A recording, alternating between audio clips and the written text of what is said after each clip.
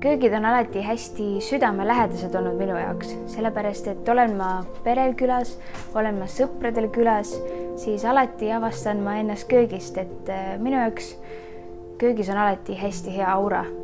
Tee mööblimasinasse leidsin ma tänu enda tuttavatele ja mulle kogu protsessi käigus meeldis see, et alati oli keegi olemas, kes sind aitas, et kui sul tekkis küsimusi, siis sa kohe ka said vastuse.